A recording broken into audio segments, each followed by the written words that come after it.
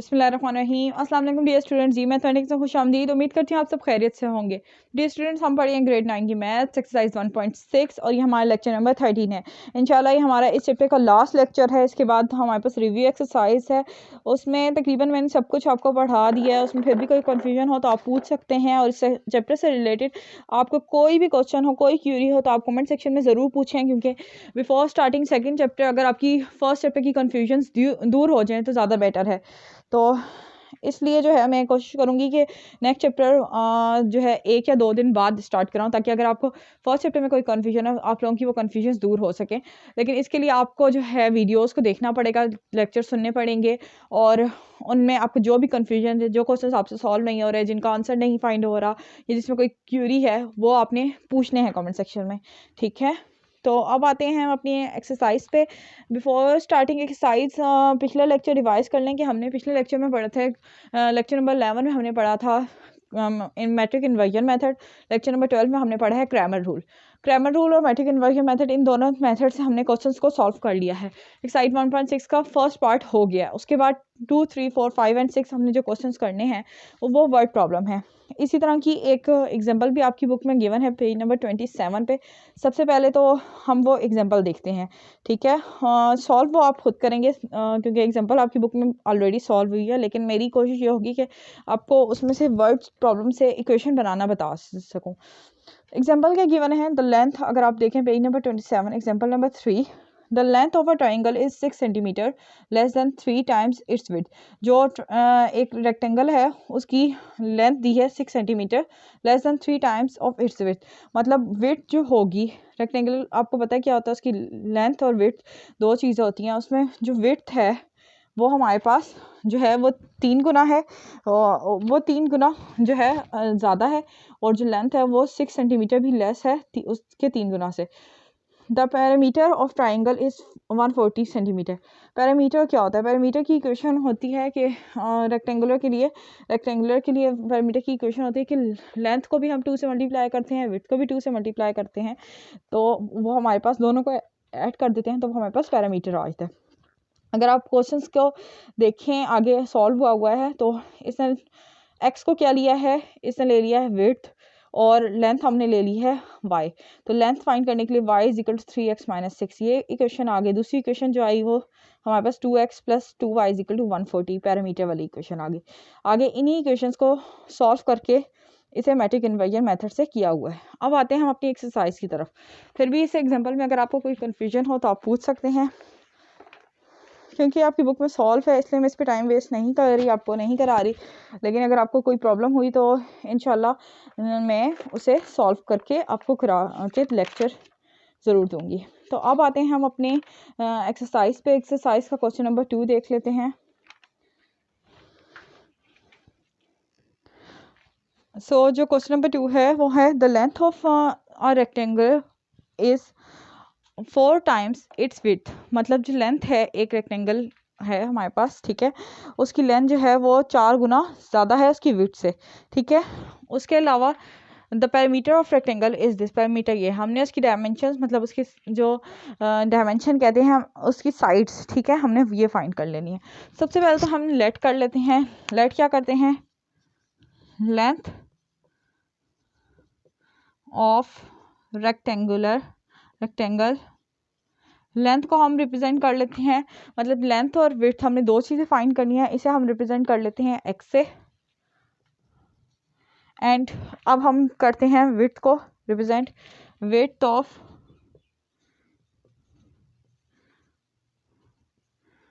Rectangle equals to y. अब जैसे ये मेरे पास जो है वो है लेंथ है, ठीक है, इसकी ये वाली लेंथ है और ये हमारे पास विड्थ है, ये चौड़ाई है, ठीक है। अब वो कह रहा है कि जो लेंथ है ट्रायंगल की वो 4 टाइम्स इट्स विड्थ, उसकी विड्थ के 4 गुना ज़्यादा है। मतलब किसके इक्वल है, x इक्वल्स टू 4y है। इसे हमने कह दिया ये जो लेंथ है ये x है और ये विड्थ y है।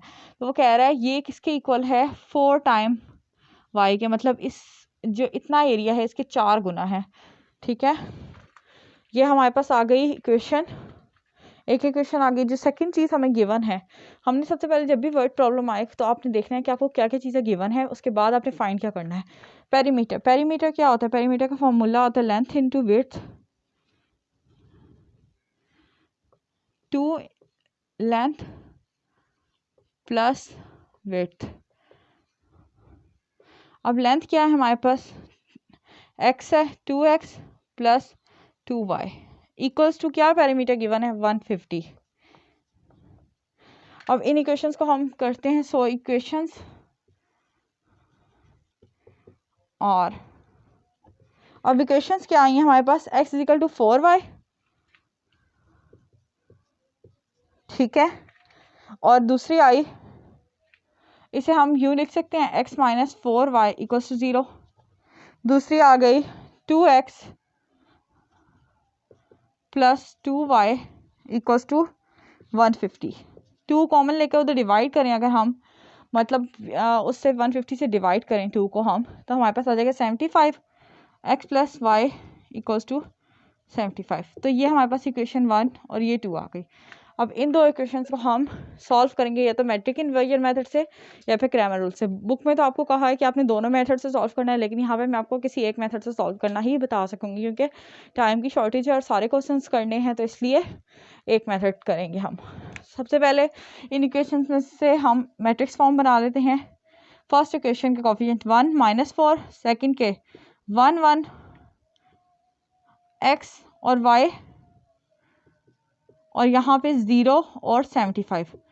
फाइंड क्या करना है हमने? x और y फाइंड करना है। अगर हम इसे क्रैमर रूल से करें तो क्रैमर रूल हमें क्या कहता है कि x फाइंड करने के लिए ax divide by a, where ax क्या होता है हमारे पास क्रैमर रूल में कि हम फर्स्ट कॉलम को रिमूव करके वहाँ पे b की वैल्यू लिख देते हैं और सेकंड एज इट इज़। और y कैसे आएगा?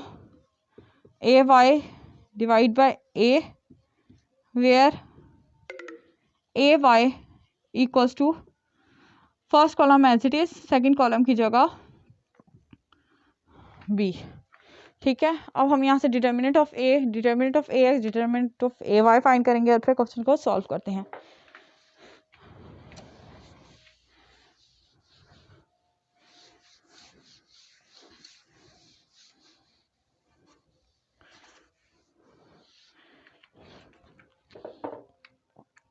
सो अब आगे हमने क्या करना है? डिटर्मिनेंट ऑफ ए फाइंड करना है।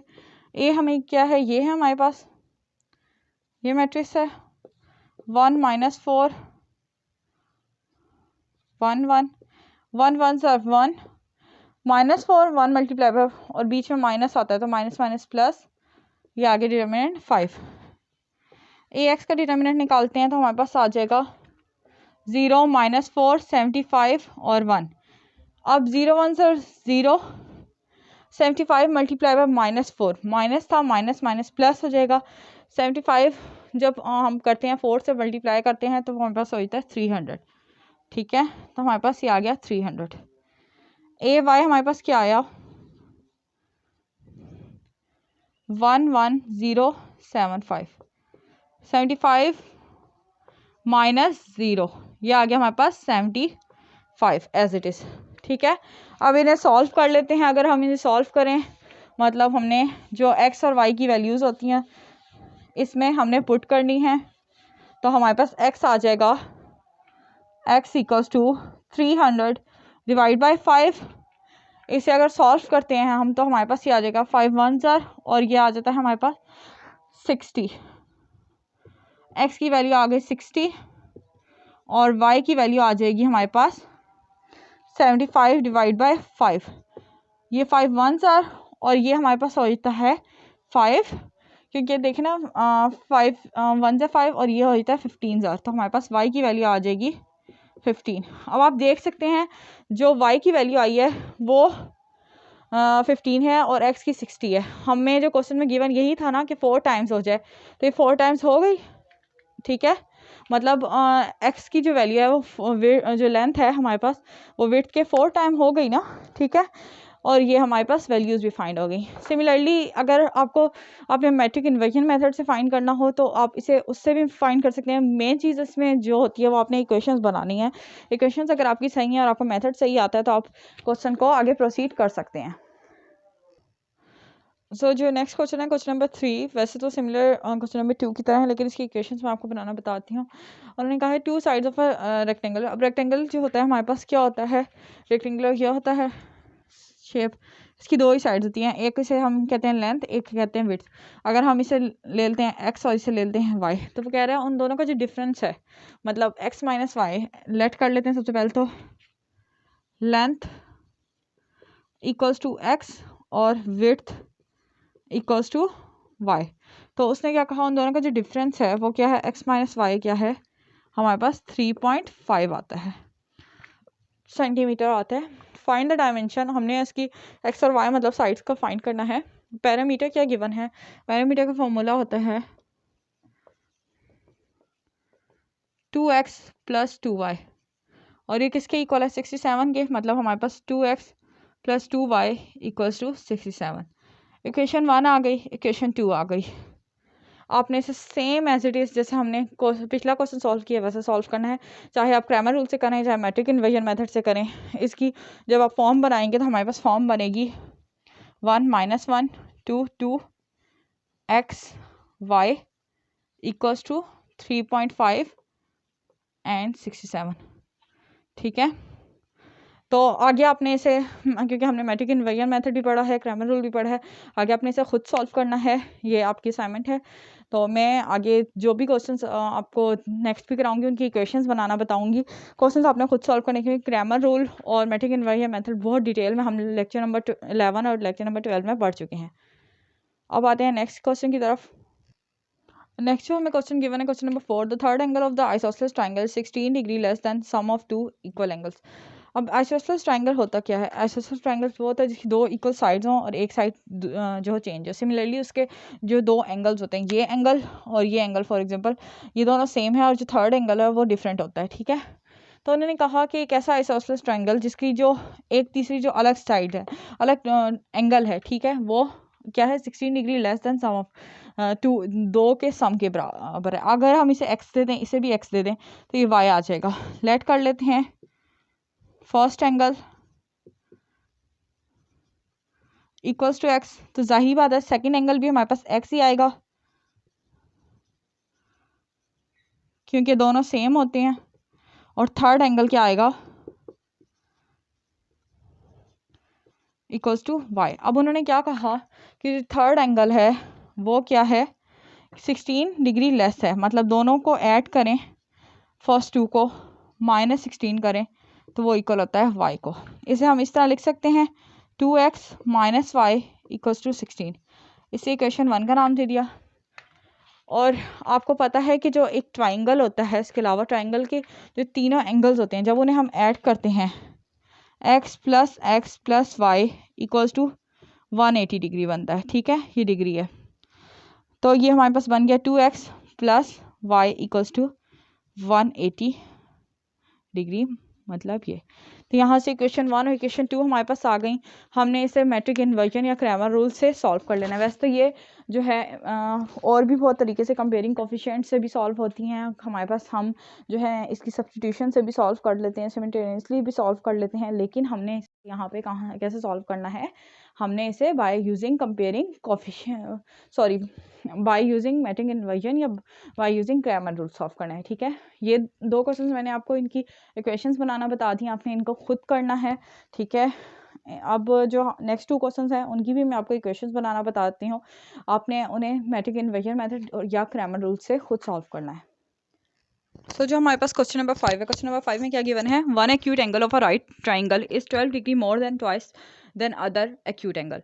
अब राइट ट्राइंगल क्या होता है, राइट ट्राइंगल वो होता है जिसमें एक एंगल 90 का हो, बाकी 2 हमारे पास कोई भी हो सकते हैं, मतलब 60 30 भी हो सकते हैं, 45 की भी हो सकते हैं और उसके अलावा भी हो सकते हैं। ठीक है, 90 के एंगल्स ना हो जो, उन्हें कहते हैं हम एक्यूट एंगल्स। ठीक है, उन्होंने क्या कहा कि ऐसा राइट ट्राइंगल कि जिसमें one angle acute angle, 2 acute angle होते हैं राइट ट्राइंगल में। ठीक है, एक एक्यूट एंगल जो है वो 12 डिग्री ज़्यादा है दूसरे वाले से, उसके 2 टाइम ज़्यादा है, 12 डिग्री ज़्यादा नहीं, सॉरी 12 डिग्री कम है, ठीक है।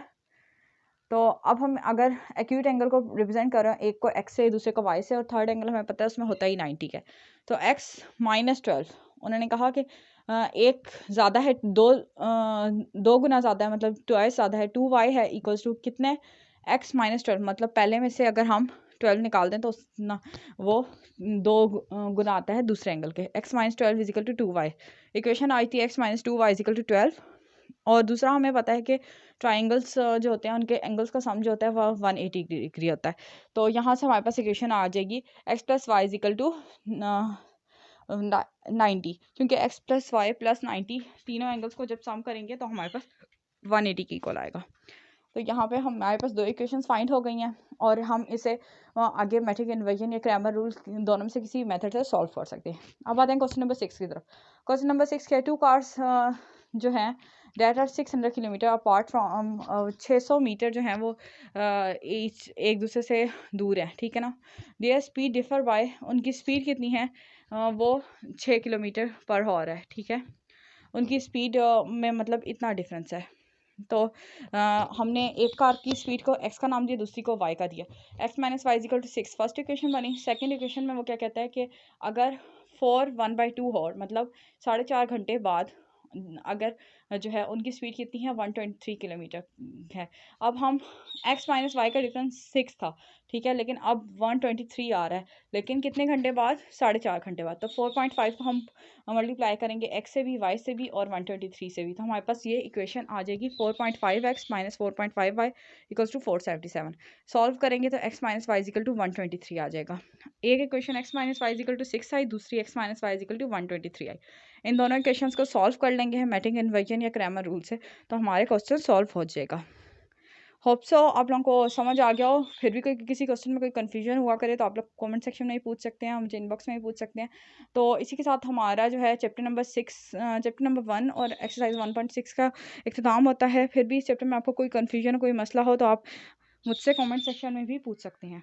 इंशाल्लाह अब हम जो है स्टार्ट करेंगे चैप्टर नंबर 2, लेकिन उससे स्टार्ट करने से पहले मेरी आप सबसे रिक्वेस्ट है कि इस चैप्टर की सारी वीडियोस को सही से देखें। कोई भी कन्फ्यूजन हो तो आप कमेंट सेक्शन में पूछ लिया करें। अल्लाह हाफिज़, टेक केयर।